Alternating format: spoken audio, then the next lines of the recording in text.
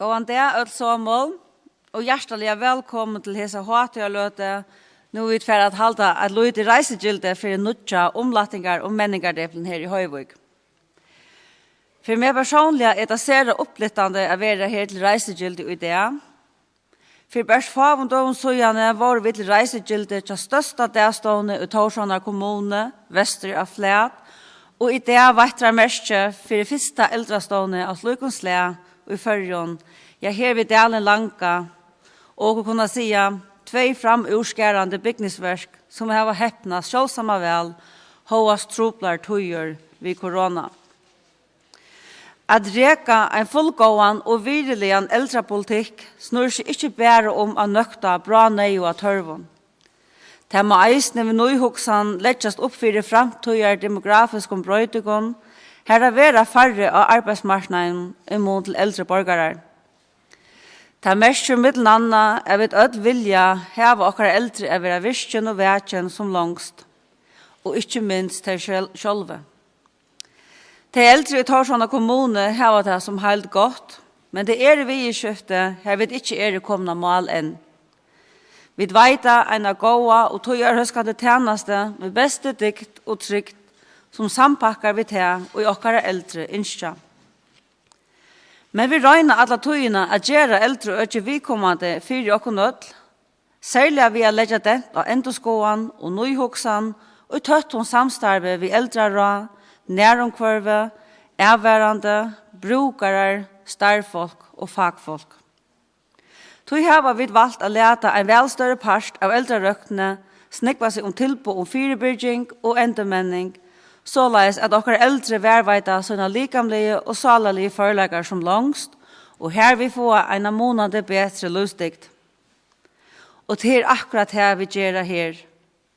Og jo, det er en stor uiløva, men her skapar vi aller beste omstøver av samskipa og skapar verilige diktagåar og halvfører tjenester og røkka mong herrans år fram i tøyina.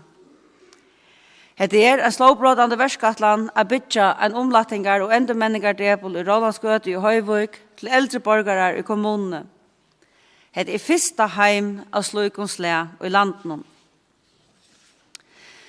Deplen er lier i arbeidene til helse- og omsorgene tjenestene å veita mennande tilbud til heimabyggvande eldre borgare, samstundos som økt verur første boplåsene av Røktarheimet.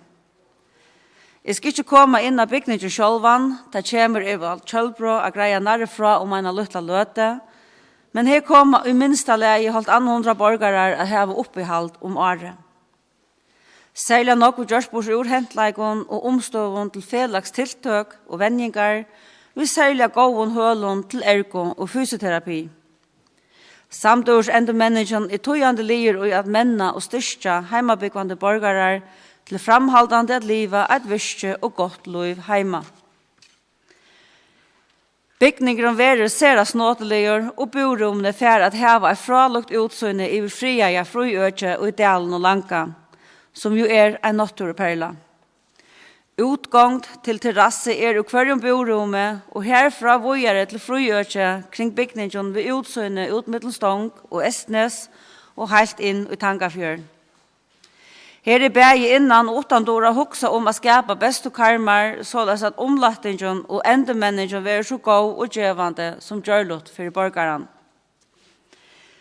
Ta deplen stende livor, vera verande omlattingar og endemenningar plås av boandesheimnon og av loagare flott inn og nutja bygningen. Og her vil vera flere plås tøk til først boplås av hesum på omstånden. Arbeidet har som halv gynnsi avbra vel, vi halda jo reisegilde og vånade være bygningen handavur ultimo 2020. Jeg skal vekna bøyreie takka dikon ötlun for et vela arbeid. Takk til halder arbeidstagaren MT Høygård Førjar, loftige arkitekter som har tekna, og så underveidarnar DMIC som har steg for HVS og ventilasjon, LM Electric som har steg for elarbeidnon, RTS som har steg for kloakkarbeidnon, Ona Zakariasen som stender for malararbeidnon, KN Tagdekning som stender for tagdekningen. I skal eisne veita en av hjertans tøkle Bar Johannesen som har vært verskatlanleiere vekna kommunene av verskatlandene. Takka bytjenentene for vela arbeid atlan veien i Tjøknon. Det Bergon Kass, Boiraslimor, Hatla Samuelsen, Boiraslimor, Bergo Rask Olsen, Eifrøy Jakobsen som har vært leiere, og Eistrøm. Takk öll såmål for vela arbeidet. For meg personlig har det mest hotunga og som koronatøyen være at okra eldre borgare har sitt i avbyrd. Det en avmetelig sorg knyttet at ikke sleppa å suttja sunne kære. Ta nøyver sjalalige og til hos store likamlige avlengar. Jeg vet at okra starfolk og eldrørsen har gjort en megnar innsats for å latt omgjerande stedet til okra eldre, og hjertens takk skulle det ha for det. Nå vil leta varlig oppbatter for vidjande, og heimenon det samstundes en glede, kjøtt å kunne avhenta heimen eldre, henta stånden, og i vånande for å latta månande og stole og å få en bedre og virknare gjerande sted, så vi kunne leve opp til endamålsordensene til åkken, at vi ødel skulle være virkjen og verkjen alt løyve. En annen affær, takk og såmål, og best og etne vil livgjørende av stånden. Takk for det.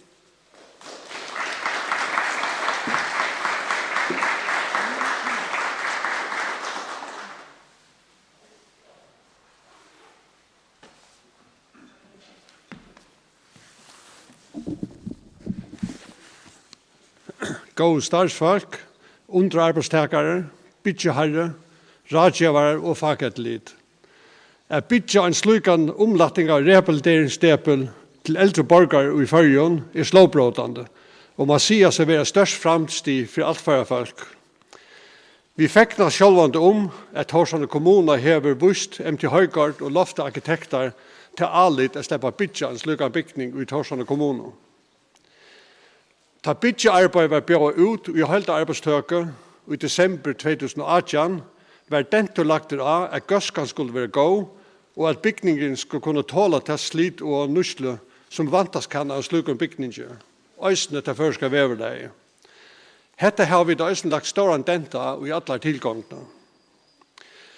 Prosjektet som MT Høygard sammen med lofte arkitekter har bjøret fram med gjerne, og som det nå suttja at vi kom lengt vid i det, dentur øysene lagt av at bygningen skal taka seg vel ut i lenden og nærmkvarven.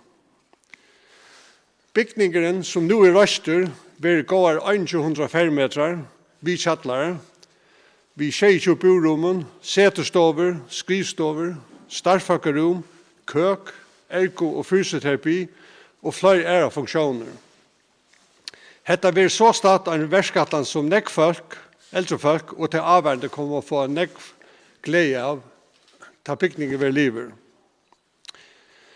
Jeg vil der takke tikkene som har vært vi i tilgångene av reisende bygning.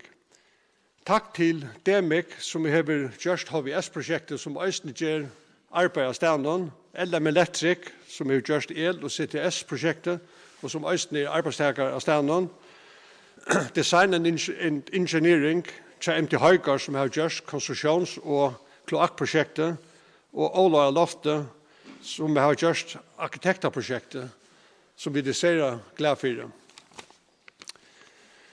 Jeg vil også der takke etterlidet til Torshavn kommune for godt samstarv i alle tilgångene. Takk til LPF, Lån og RAM. Samstarvet vid Torshavn kommune har vært godt i alle tilgångene, og jeg vil takke Torshavn kommune for tikkere løyklot i alle tilgångene.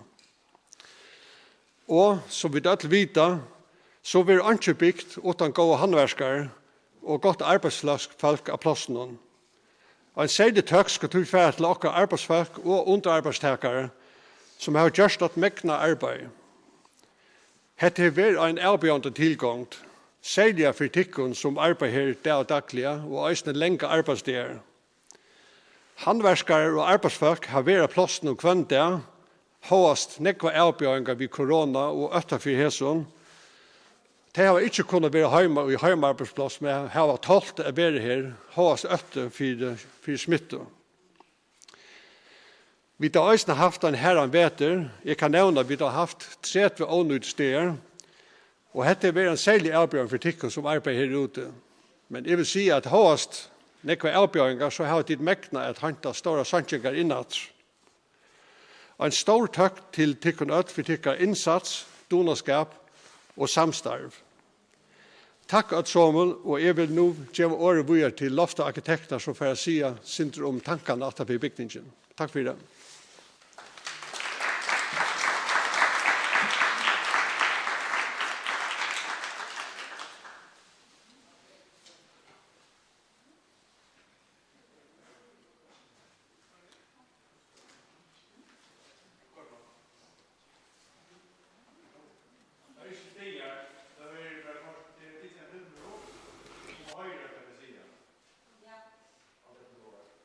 God tid som samlet her i Torshavn i dag.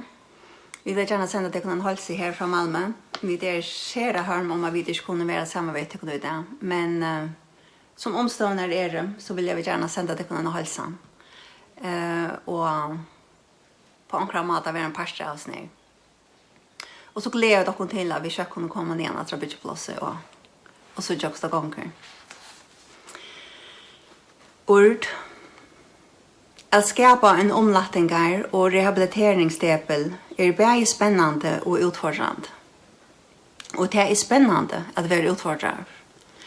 Det är några faktorer att ta hänsyn till. Och några faktorer skulle ta hänsyn till kvann annan. Allt ska gänga upp i en högre önd här människor skulle trivas och ha upplevelser. Det är utfordrande och spännande. Då så kunne vi skapa rammer för människor att trivas och här de kunne uppleva omater och omater och omater. Vad ska till för att människor kunne trivas? Detta är spårningar så vid Lofta arkitekter har ställt oss till dessa uppgifterna som till alla är uppgifter vi arbetar vid. Hur skapar vi upplevelser för människor och i termer konkret och formen och rummen? Samstundet som alla funktioner till gåvarskattar och fungerar så är omega läst vid kvann annan som gör lätt. Det här arkitekturer kommer in. Vi plejer att se att arkitekturer har omkring tankt upp på vad du ska uppleva och kvossen. Detta är givande fyra om människor trivas eller inte och i egnon och kvarjon om kvarven. Jag tror att det är avgörande för att männas en deple som ord. Människor som kommer att bygga här skulle täcka sig i jöknon än att svara tog i livet synen. Tog arbetar vid att Lofta arkitekter utför till principen att skapa bästa rammarna och ord att trivas och männas tog.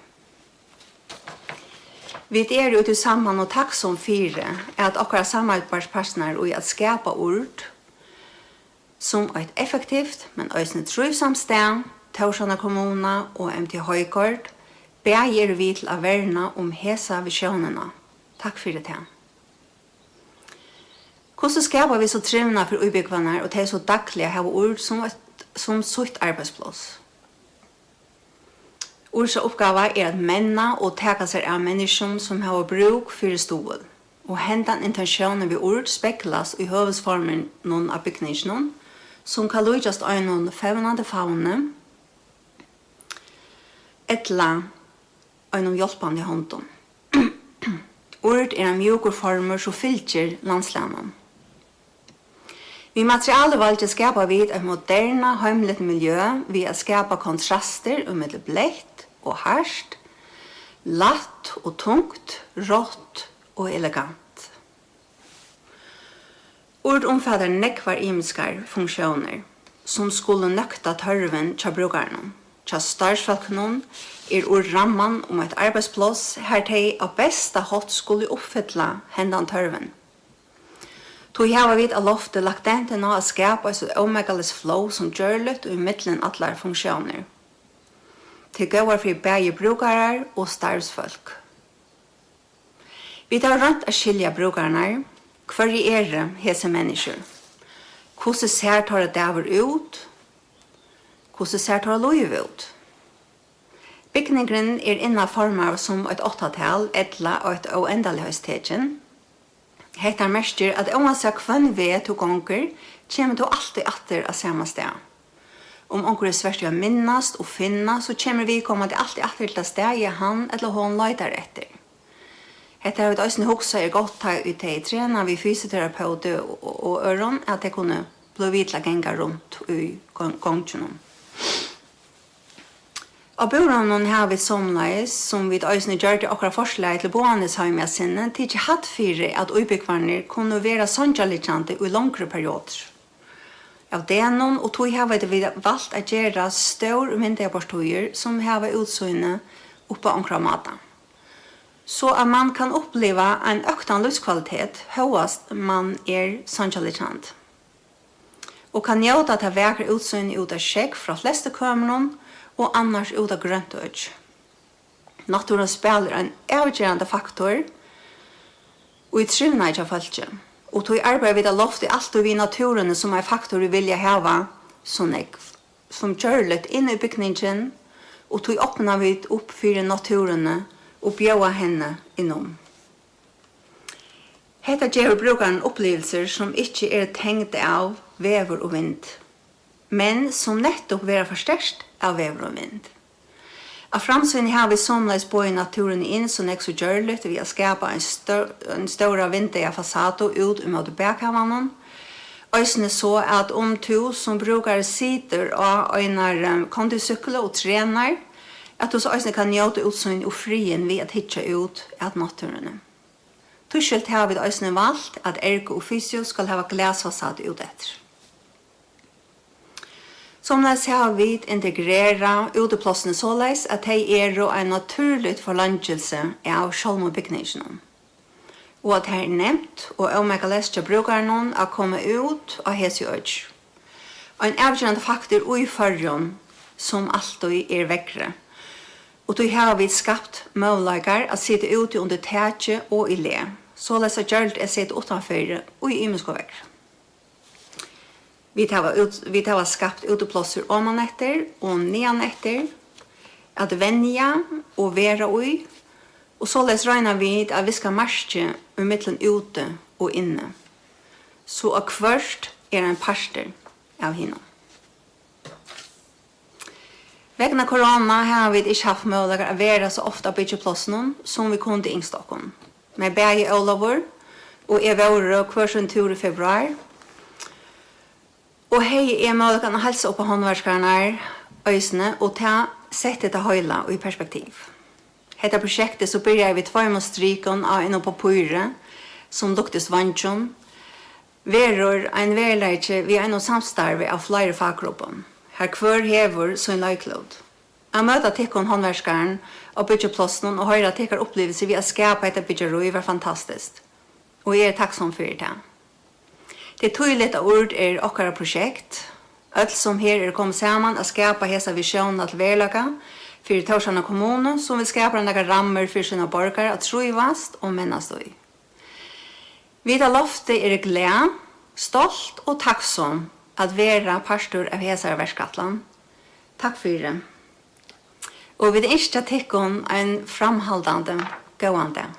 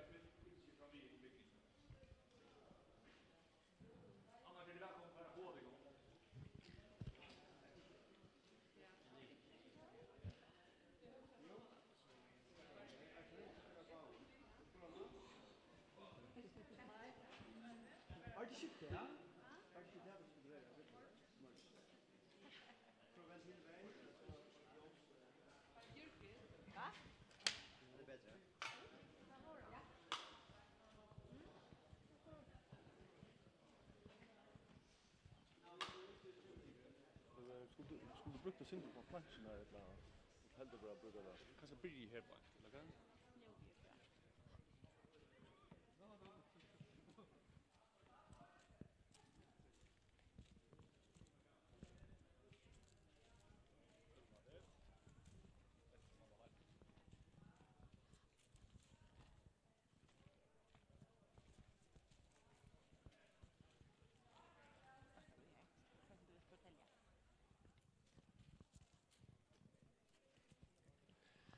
Ja.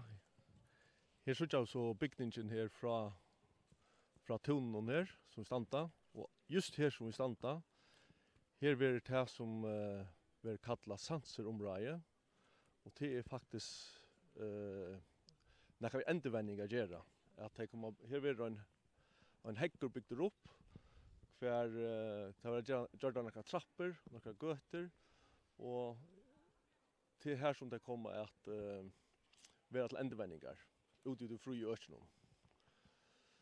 Själva byggningen har vi tagit om långt, så det skulle inte sägas något om, men som du ser här så är han geometriskt rättliga kjoltsammer och onkel nämnde att bymyndar fevnande händer och det är ganska en god mynd av det.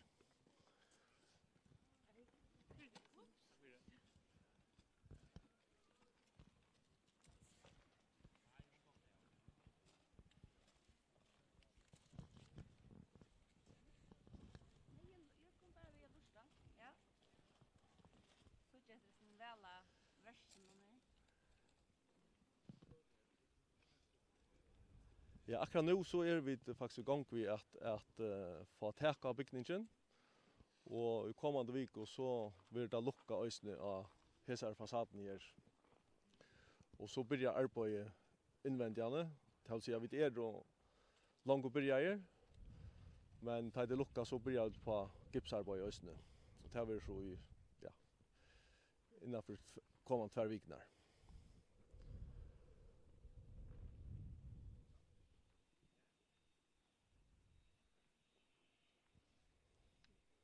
Hur vi ivljós nu, det blir så i kommande vecka. Ja, ivljåsen tejer och sätter i faktiskt hesa vikna. Och ta manglar en 3-4 sig då igen och så i nästa vecka så får vi det sista täckplattorna av ösne och tätt utan om täckvinduerna. Så ta skulle gärna täcka vi tatt.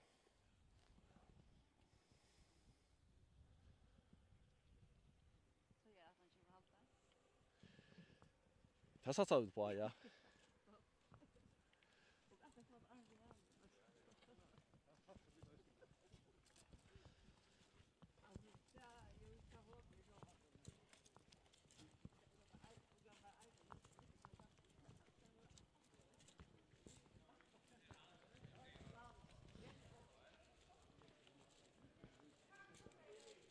Så är det de stora glasfasaderna framför er.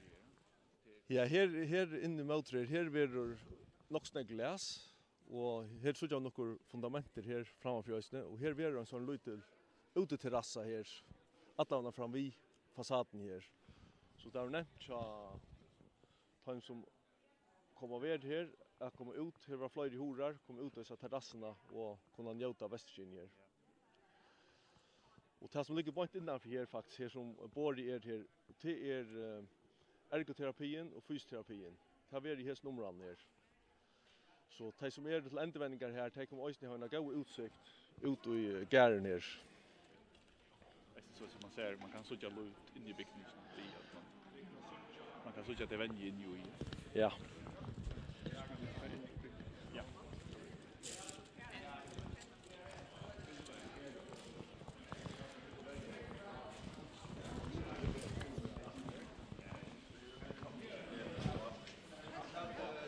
Lägga kabinen för oss här. Så tar vi här inne.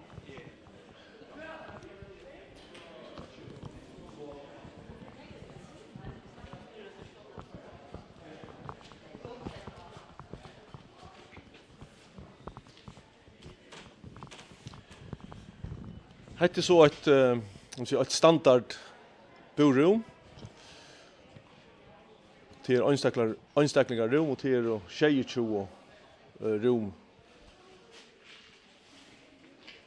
Nå, här är vi så uppe här. Så är vi så inne, ja. Ungefär inne hit, ja.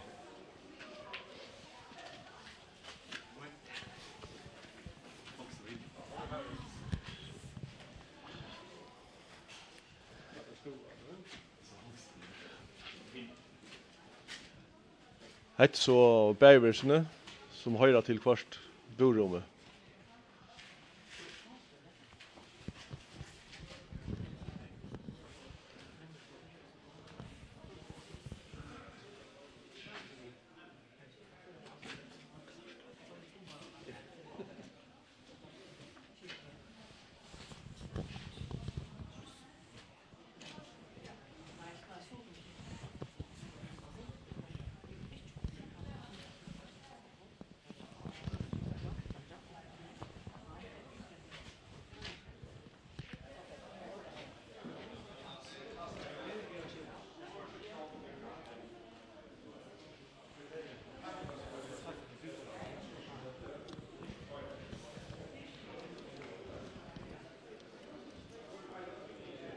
Här ser att rummen här, det första vi har här, vi gänga nu som en för en gång. Men det närmaste rummen här, det är starsforskarrum, bergrum och skolrum, lindrum. Så imse funktioner som är framvid att han hämtar in. Och att han för här är så ergoterapi och fysioterapi här som all vändningen för fram.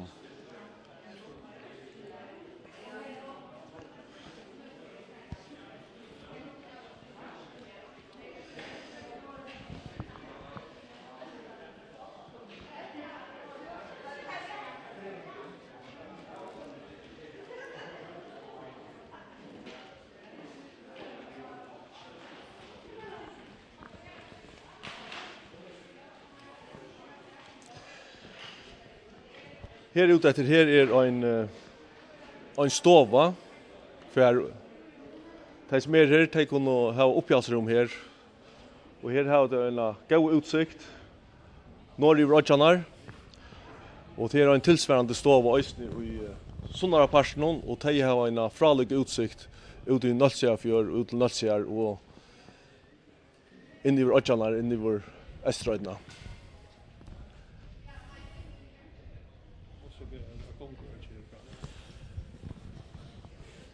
Ja, och point utanför stånar här, alla från vid byggningen som ser utanför om mot dalen. Här är så ett öke kvar de kunde gänga fram vid alla vänner. Till utgång från kvarjon kammare så de kunde komma ut och heta område här.